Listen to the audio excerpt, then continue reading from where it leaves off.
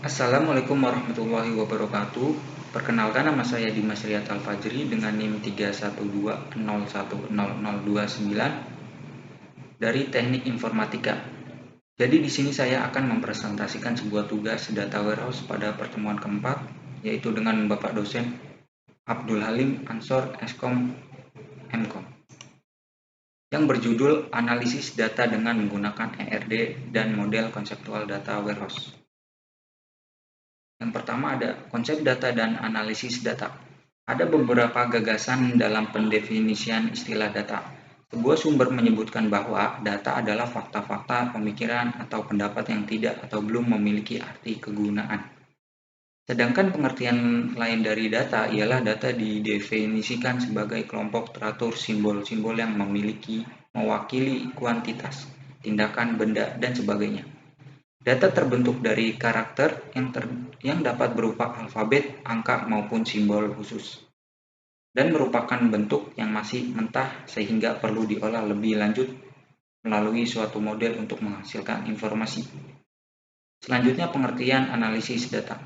Analisis data merupakan metode yang digunakan untuk mengetahui bagaimana menggambarkan data, hubungan data, semantik data, dan batasan data yang ada pada suatu sistem informasi. Pengenalan data warehouse. Data warehouse. Terdapat beberapa definisi seputar data warehouse dari sisi praktisi.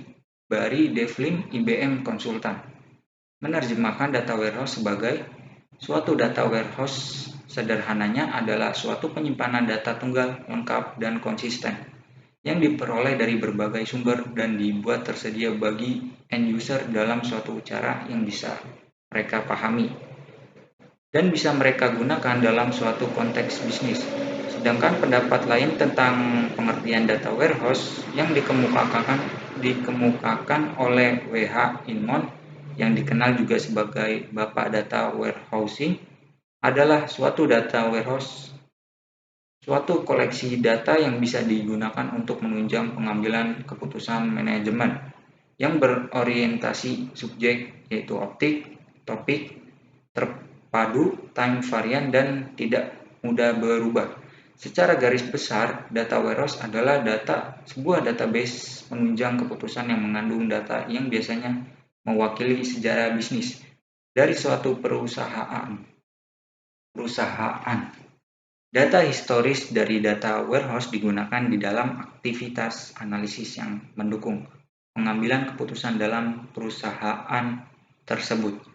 Pengelolaan data warehouse dilakukan secara terpisah dari database operasional perusahaan. Selanjutnya itu ada model konseptual data warehouse. Model konseptual data warehouse atau dimensional model merupakan suatu desain logik yang mempresentasikan data dalam bentuk standar dan mendukung dilakukannya akses terhadap data dengan cepat. Terdapat beberapa istilah yang berkaitan dengan model ini, yaitu fact table, dimension table, dan hierarki. Yang pertama ada fact table. Merupakan tabel utama yang berisikan kumpulan dari primary key table lain. Setiap fact table dalam model konseptual data warehouse memiliki composite key. Begitu juga sebaliknya. Setiap tabel yang memiliki composite key adalah fact table. Dengan kata lain, setiap tabel yang menunjukkan hubungan banyak ke banyak, many to many relationship, pastilah merupakan fact table. Dimension table adalah tabel yang lebih sederhana di mana di dalamnya terdapat primary key yang berhubungan dengan salah satu composite key yang ada pada fact table. Selanjutnya ada hierarki. Hierarki mendefinisikan urutan pemetaan dari konsep level bawah ke level yang lebih tinggi, konsep yang lebih umum. Dimensional model yang paling populer adalah star schema, snowflake schema, dan fact constellation schema. Dan selanjutnya yaitu entity relationship diagram atau biasa disebut ERD. adalah sekumpulan cara atau peralatan untuk mendeskripsikan data-data atau objek-objek yang dibuat berdasarkan dan berasal dari dunia nyata, yang disebut entity, serta hubungan relationship antar entitas tersebut dengan menggunakan beberapa notasi. Komponen-komponen pembentuk ERD dapat dilihat pada tabel 1 di samping ini. Nah, di sini merupakan tabel komponen-komponen RD. Itu ada notasi, komponen, dan keterangan. Yang pertama ada entitas. Keterangannya itu individu yang mewakili suatu objek yang dapat dibedakan dengan objek lain.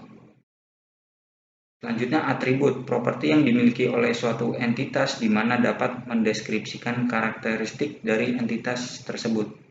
Yang ketiga yaitu relasi, menunjukkan hubungan di antara sejumlah entitas yang berbeda. Dan yang keempat, relasi 1:1. Relasi yang menunjukkan bahwa setiap entitas pada himpunan entitas pertama berhubungan dengan paling banyak satu entitas pada himpunan entitas kedua. Dan yang terakhir yaitu relasi 1:n atau 1.n. Relasi yang menunjukkan bahwa hubungan antara entitas pertama dengan entitas kedua adalah 1:banyak atau sebaliknya. Setiap entitas dapat berelasi dengan banyak entitas pada himpunan entitas yang lain.